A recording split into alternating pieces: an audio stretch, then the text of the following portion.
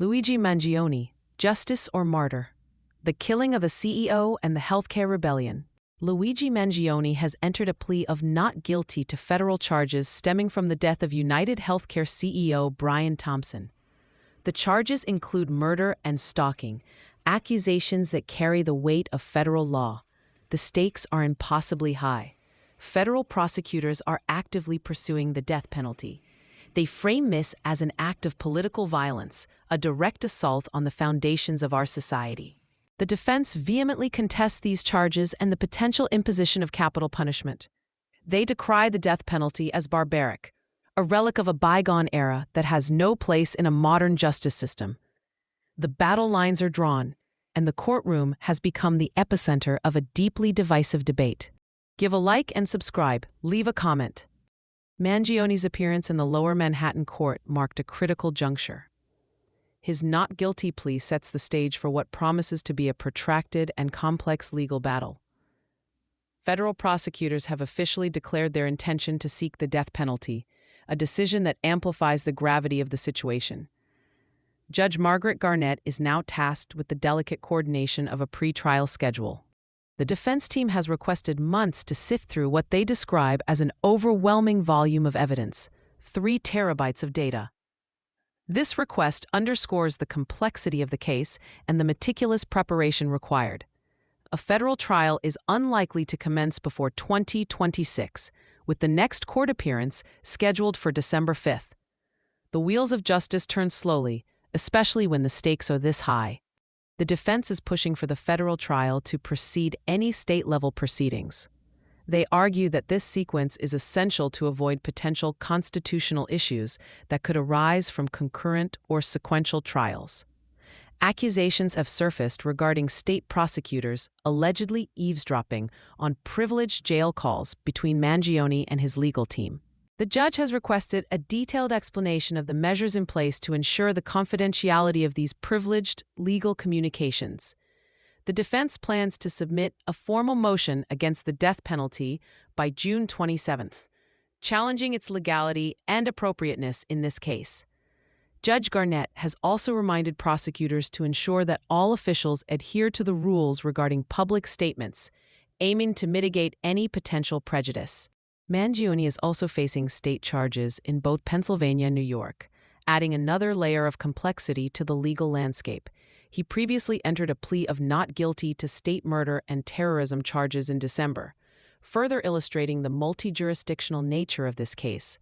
The legal battles are unfolding on multiple fronts, each with its own set of challenges and potential outcomes. Brian Thompson was fatally shot in Manhattan on December 4th. An act that sent shockwaves through the corporate world and beyond. 5 days later, Luigi Mangione was apprehended in Pennsylvania, bringing an end to the immediate search, but igniting a far more complex investigation. The arrest marked the beginning of a legal saga that continues to unfold. Public reaction to the case reveals deep-seated frustrations with the American healthcare system. For some, Mangione has become an unlikely folk hero, a symbol of resistance against a system they perceive as unjust and uncaring. A legal defense fund established on his behalf has raised nearly $1 million, a testament to the level of support he has garnered.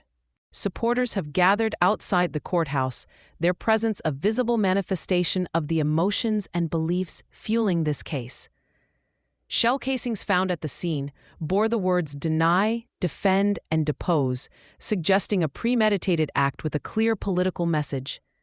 These symbols have become rallying cries for those who see Mangione as a champion of the oppressed. Mangione's supporters express profound resentment towards the American healthcare system. They cite high deductibles, complex billing practices, and the overall feeling of being at the mercy of large insurance companies. Some view Mangione as a hero or even a martyr for taking what they see as a necessary stand against corporate greed. They also voice strong opposition to what they perceive as the government's aggressive charging decisions and the pursuit of the death penalty.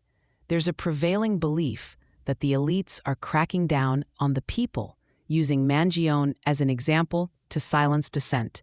The argument is that the government cares more about protecting wealthy CEOs than addressing the struggles of ordinary citizens. The core of Mangione's support stems from a deep-seated dislike of American health insurance companies. The shooting has brought mass attention to the systemic problems within the healthcare system. Critics point to high deductibles, unpredictable costs, and the overall lack of transparency as major flaws. There is a palpable sense of sympathy for Mangione's anger at the healthcare system, even among those who do not condone violence. This sympathy highlights the widespread dissatisfaction with the current state of healthcare in America. Critics of the prosecution argue that it represents an overreach of legal power and a form of political posturing. They express concern about the spectacle surrounding Mangione's arrest and transfer, viewing it as an attempt to demonize him in the public eye.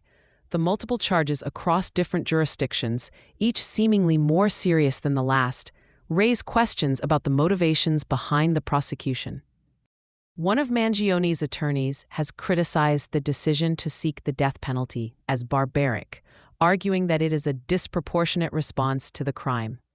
Some see Mangione as a canary in the coal mine, warning about the dangers of a for-profit healthcare industry that prioritizes profits over people. There is also a strong undercurrent of opposition to the death penalty in all cases, regardless of the circumstances. Some supporters view Mangione as a folk hero, a modern-day Robin Hood standing up against the elites. Comparisons to figures like Jesse James are not uncommon, reflecting a romanticized view of his actions. Donations to the defense fund reflect this sentiment, with many contributors expressing admiration for his perceived courage. The argument is that the government is protecting the 1%, while ordinary people are left to struggle with a broken healthcare system. One of Mangione's attorneys has connected the decision to seek the death penalty to systemic failures in healthcare, arguing that it is a way to silence those who dare to challenge the status quo.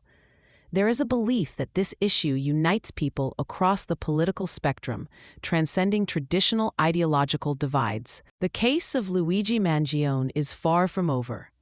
As the legal proceedings continue, the debate surrounding his actions and motivations will only intensify. Whether he is ultimately seen as a criminal, a folk hero, or a victim of a broken system remains to be seen. What is clear is that this case has tapped into a deep well of anger and frustration, forcing a national conversation about the future of healthcare in America. The outcome of this trial will have far-reaching implications, not only for Mangione himself, but for the broader struggle for justice and equality in the face of corporate power.